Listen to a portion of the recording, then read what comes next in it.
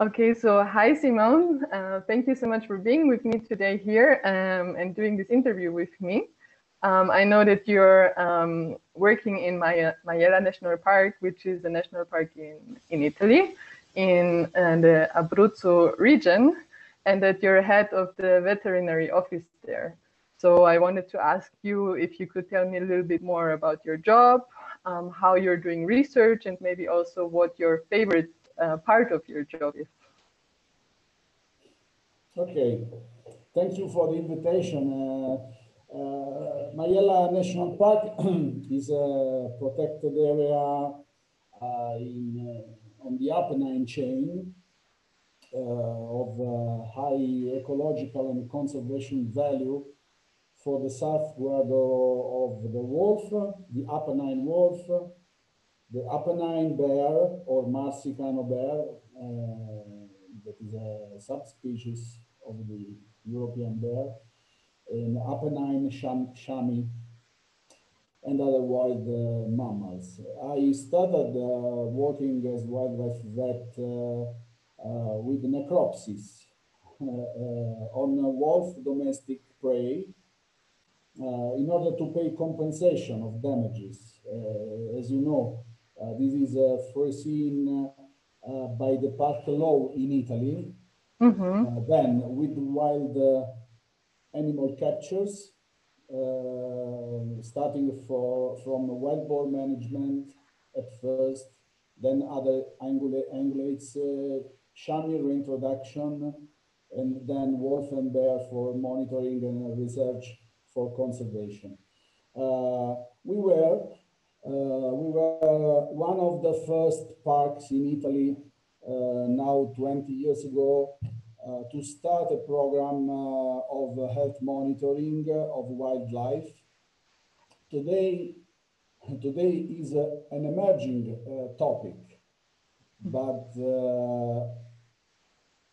20 years ago, it was really hard to make the institution believe that they needed to understand relationship between domestic and wild animals. What has really changed in our park, but in Italy in general, is that after the abandonment of the mountain territories due to the great emigration, we had the great emigration that followed the Second World War. Many habitats have slowly reconstituted, and on these abandoned territories have been reintroduced several species. At the first, wild boar for hunting, and then roe deer, red deer for conservation issues. So these wild animals then found both trophic resources and refuge areas in these abandoned lands. Then they found also a cultural and legal situation more conducive to their survival. Because in Italy, for example, for the wolf, the law of protection of the wolf dates back to 1974. So this was a good situation for conservation. And so this is a multi-perspective job, but what is my favorite part? Maybe it's clear that I really like to work on the field with the wildlife capture, but also in a diagnostic with the necropsies and with forensic investigation for illegal mortalities of wildlife. But my job is not mainly this part, Okay. so fascinating. My job is made mainly of official activities of a civil servant, because we are a public body. Reports, authorizations, papers, a lot of papers, and is made mainly of this institutional meeting, but is a great challenge because that of simplifying the procedure and cutting down bureaucracy is very important. That is a part of my work that I really like, because this land where I have the good fortune to live needs much to be reconsidered and needs to be lightened by many weights that have prevented the proper valorization of these territories. So sometimes you get also excited even in front of a lot of paper because they are, if this paper are a part of a vision that you have to develop. And another very nice thing about my job is that over the years we have by professional collaboration and exchanged with many colleagues from different countries. And this is very nice, dealing with wildlife and with the relationship between wild animal and human. And it's nice to be in any occasion for meetings, seminars, congresses, some of which have also been organized here in our Wildlife Research Center, and this is a very nice aspect to have the relationship with the colleague from the United States, Canada, and other countries of the European community. Yeah, so that's also why we are talking right now, because we have a really nice collaboration with you. Yes. And like you said, it really sounds like a multi-perspective job that you have there. Well, our project is like the multi-perspective insight into biodiversity of the forest. So I wanted to ask you a little bit more about this. Like you said before, there are quite a lot of different animals, wildlife in Majella National Park. Also wolves and bears, like large carnivores. So how would you say, is this related with the biodiversity of the park? Could you explain a little bit about the relationship between like the biodiversity and the large carnivores and how they maybe are interconnected? Yeah. For example, starting from wolves. Based on our monitoring activity, we made different kinds of monitoring activity, video trapping, wolf howling, telemetry monitoring. For example, we have good wolf population, big wolf population. How many more or less? Is estimated our population to 90 to 100 individuals distributed in 10, 11 packs, showing a high population density. The density is more or less 100 wolves in 1,000 square kilometers. Oh, wow. Just to make an example, Yellowstone National Park has more or less 90 wolves in 9,000 square kilometers. But there is another difference, not only about the numbers. The difference above all is on the context. The scenario, the ecological scenario is very different because our park territory comprehends 39 municipalities. Mm-hmm. 4 of these completely inside the park territory, and more or less 10,000 inhabitants inside, many farming activities. We have 8,000 sheep and goats, 1,000 cows, 500 horses, a lot of vehicular mobility, many scattered settlements. So a very deep territory, intensive situation of management. So despite this strange situation, if you want, wild ungulates, we have a lot of also wild ungulates with a lot of wild boar, maybe 4,000 individuals, red deer, roe deer, Apennine chamois, that are the main source of food for our wolves. So what is really interesting is that for our wolves, diet account something like 91% of frequencies of occurrences of wild animals, and livestock reached just 5.87% in the diet. So what do I mean with these numbers? I mean that the wolves who have never disappeared from Majella Mountain have increased here based on the availability of their wild prey. 30 years ago, the number of wolves were absolutely lower, but the big difference was that they were solitary wolves, or at most they lived in pairs.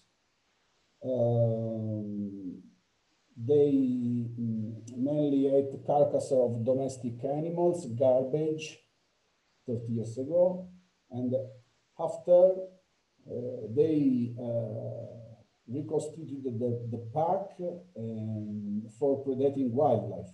So the wolf then has taken back its natural dimensions, also in a territory like ours, which is very anthropized. So even in a territory like ours, still rich in farming activity, if the forms of breeding are healthy and not drugged by contribution of a public fund that are given only because you have animal there to the pastures, without you having to do anything, then even you are full of sheep or goats, well guarded, the wolf prefer to eat wild prey, and in our case is the only true wild boar controller. The wolf is this, and which otherwise would be much more widespread and would prevent any form of quality agriculture. So we feel that our population knows the value, ecological value of the wolf, not only conflict, but also understanding that there is a ecological role. Yeah, I understand. Because, like you said, the wild boars have been even reintroduced in the area for hunting and everything. So without the wolf, this situation might get out of control. So that's a really, really important point. But as you said, now it's not only this, there can also be conflict. So I guess your work is not only about animals, but also about humans a lot, no?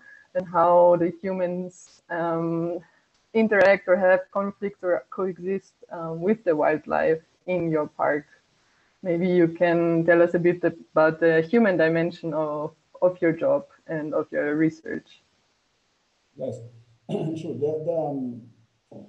The wolf-human interface in this scenario, but not only in our scenario, in all the European scenario, I think, is continuously evolving and needs to be monitored and managed to guarantee that the initiative undertaken to promote coexistence between wolf and human presence are appropriate, effective, well adapted to the territory and to specific ecological and socio-cultural context.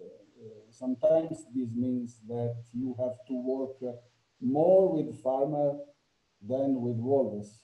You know this because you have a livestock product. project. And moving in this direction, we carried out several activities, such as veterinary and managerial assistance for the farmers, reimbursement of sanitary expenses, provision of guarding dogs, etc. And in this direction, we developed also the initiative of the program of the restitution of the sheep, this experimental way to create a different way of compensation of damages, not only with money. So understanding the needs of the stakeholders is crucial, and the development in this development of conservation and management action for large carnivores. Sometimes the causes of conflict do not reside directly in the coexistence with the wolf. Is not the main topic, but into the complexity of problems that affects the farming activity on mountain.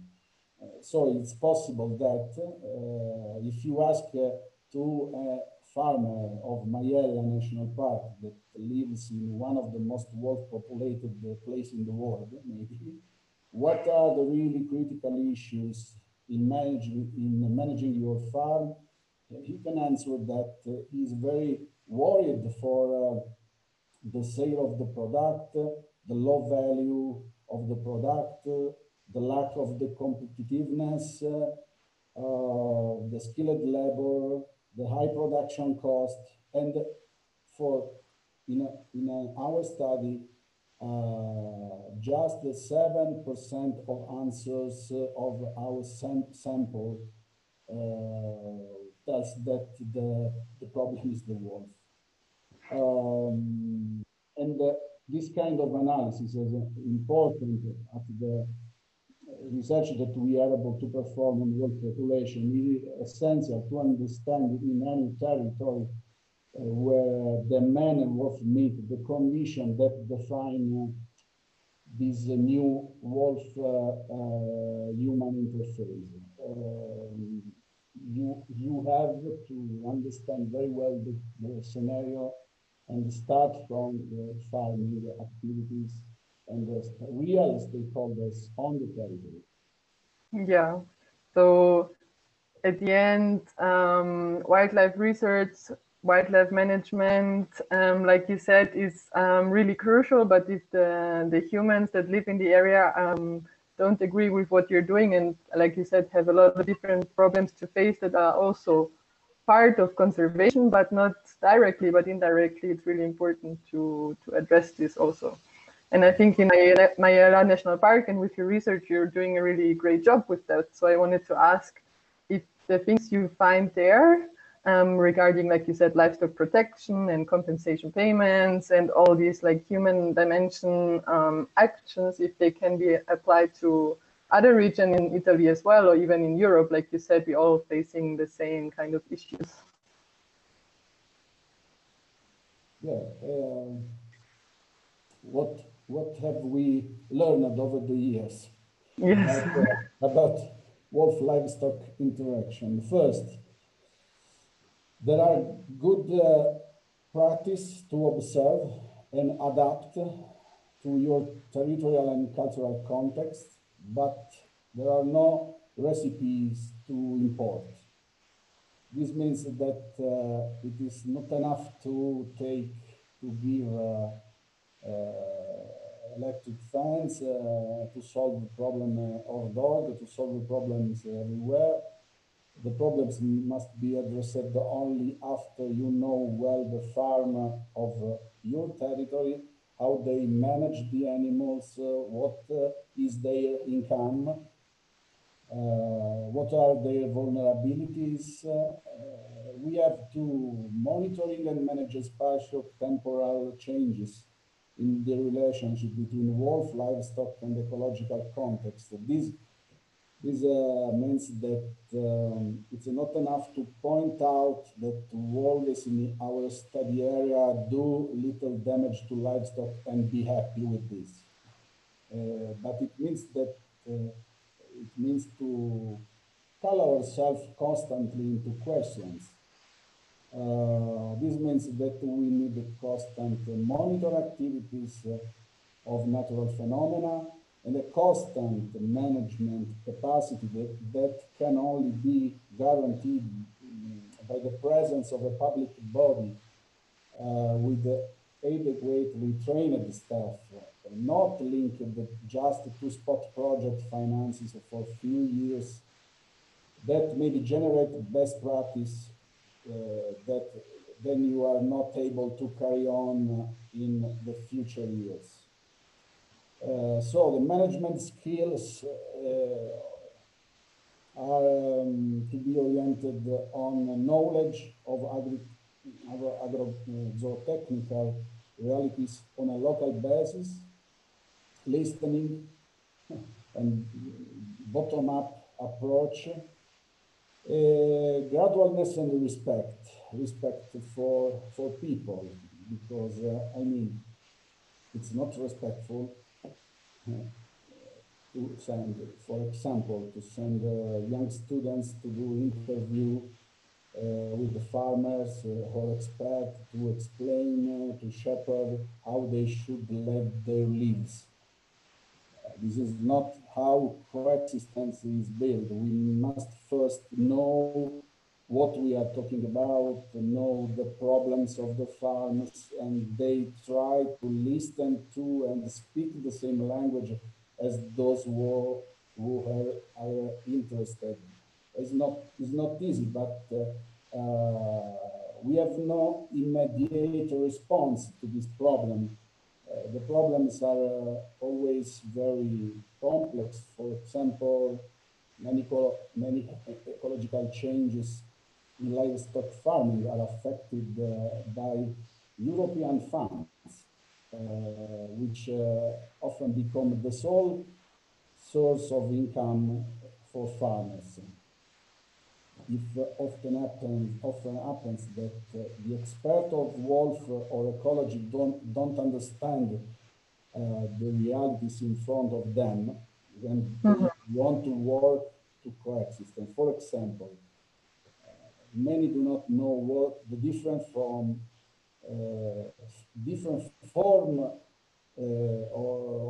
of breeding or farming, especially those that exist without some form of custody of grazing animal that depends on the maintenance that is assured by some forms of contribution from the European Agricultural Fund of Rural Development. So maybe it happens that while a part of the state recommends that you have to guard with dogs and enclosures and the nets, the other part of the state is telling you that you keep the cows in the pastures unattended as long as you do it on a large surface and for a certain period of the year, and it's okay. In fact, you also take a lot of money to keep them on those pastures. So yeah. What is the part of the state of the European community that they have to follow? If instead you go to the territories and understand the problems of small farms, because it is the small farms that are most affected by the presence of the wolf, there you see that not so much money is important to encourage coexistence. You need sometimes you need a little money, but a lot of institutional presence. You have to stay and feel with them. More dialogue, less social media. Yeah. Because you have to listen and talk with people. This helps the understanding of phenomena and the identification of solution, not what you write on social media, which sometimes only amplifies the problems on a political and social scale. and which led to discrimination and misunderstanding on these weakest and most vulnerable groups, such as small farmers at times. Yeah, I see. Like personal, you would say personal relationships are much more important often in like these rural areas than the very large political context, because every area is so different from each other. So you really have to go and see how the situation is there, and then make the decision based on that. Sounds good.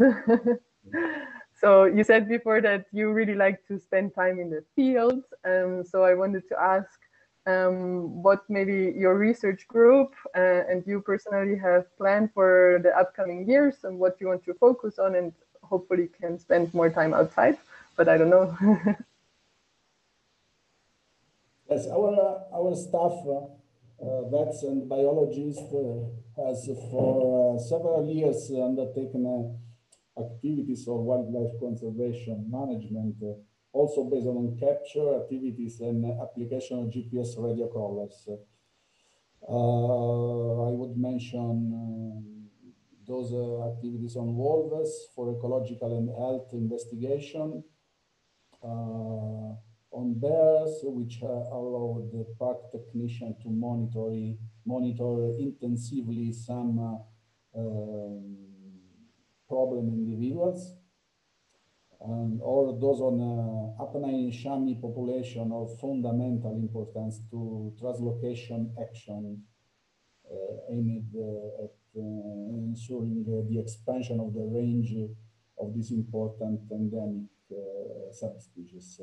Our Wildlife Research Center has developed in recent years some collaboration activities for exchanging good practice, scientific updates, etc. So what we would like to work on in the coming years is to continue our study of wildlife population in relation to how they interact with environmental, climate change, and how they interact with humans. It is the concept of conservation medicine. The conservation medicine is an emerging interdisciplinary field that studies the relationship between human and animal health and environmental conditions. This is also known as ecological medicine or environmental medicine. This because the environmental causes of health problems are complex, are global, are also poorly understood. Conservation medicine practitioners form multidisciplinary teams to deal with these issues.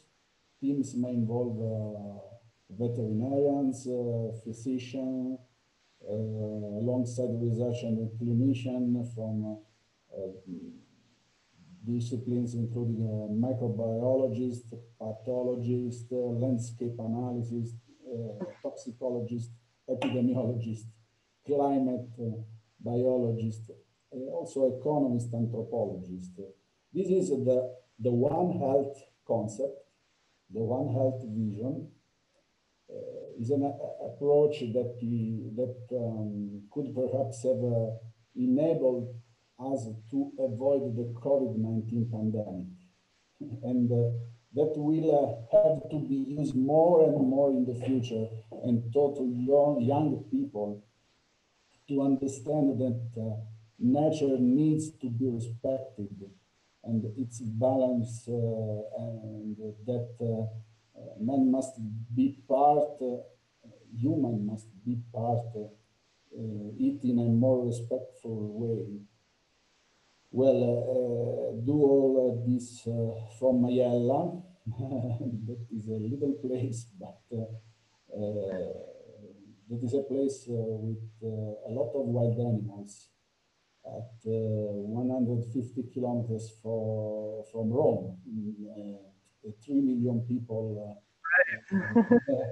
scent is a challenge. This is also a place with also many historical traces of the presence of man for millennia.